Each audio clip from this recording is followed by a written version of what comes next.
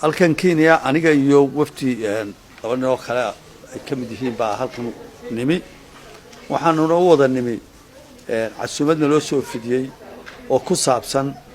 Soomaaliya iyo Somaliland sidii ay u wada hadli lahaayeen khilaafka ay uga wada hadli lahaayeen iyo labadooda dal sidii xiriirkoodii ay meel xiriirkii ay uga wada hadli lahaayeen saaka waxa xalay waxaanu ku saaxanay in shirkaas saaka bilaabmayo tana maanta inuu bilaabmo saaka 9 subaxnimo inuu hodeel Windsor la yiraahdo magaalada Nairobi ku yaala ka bilaabmo waa tagnay waftigayagii Somaliland ka socday waftigii Soomaaliya ka socdayna way yimaadeen xalayto 4 nin oo xamar laga soo diray baa yimi oo maxay sita de amarkii iyo maxay mas'alaadii ay ku masilayeen dalka Soomaaliya 4 nin oo wata ayaa yimi saaka markaanu soo toosnay ayaa naloo yimi hay'adda shirka qaban qaabinaysa baa soo wargelisay waxay tiri shirkii Soomaaliya ka soo qayb gali mayso Soomaaliya waa nala soo hadashay go'aan bay dawladda ka soo baxay Soomaaliya waxay soo sheegtay inaan shirka ka qayb galin marka anagu diyaar baan nahay shirkaan u soo diyaar garoonay waxaan markaa weydiinay hay'adii wax sababa oo ay sidaa u yeeshay waxay noogu jawaabtay ilaa imika garan mayno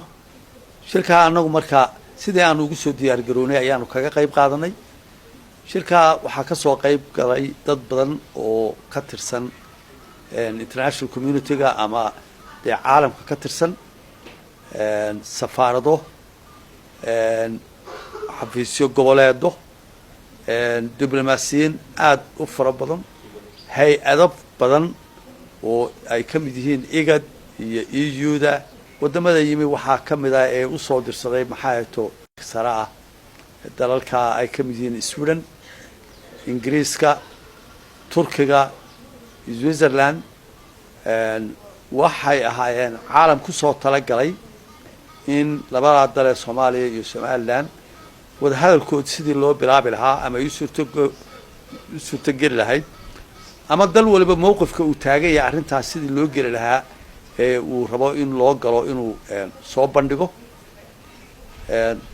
saasay u wada yimaadeen dhaxdin iyo qudadkoodii iyo af kala qabad bay ku noqotay waxay qaadan kari waayeen oo la yaabeen bay ku noqotay anagu markaa taayadii baanu ka wadanay shirkii waa la soo fadhiistay Soomaaliya ma soo fadhiisan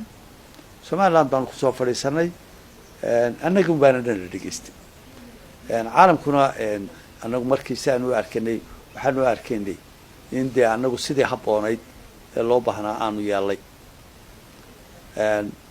marar dambe waxaa nagu soo oo shirka laga soo baxay waxaana soo gaaraysay in social media iyo dawladdaas ay ku soo saartay warar ku soo saartay Soomaaliya ay leedahay waxaanu shirka u imaan weynay Kenya ayaanu isku xunnahay oo Kenya aanu u aragnaa inaanay dhexdhexaad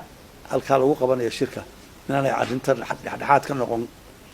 Kenya anaga nama heshiimaanay ayay ahayd wadamo caalami ah ayaa meesha isugu yimi oo rabay inay arrinta galaan oo waxa imika la weydiinayaana waxa sidaanu diyaarka ugu nahay in wada hadal la wada galo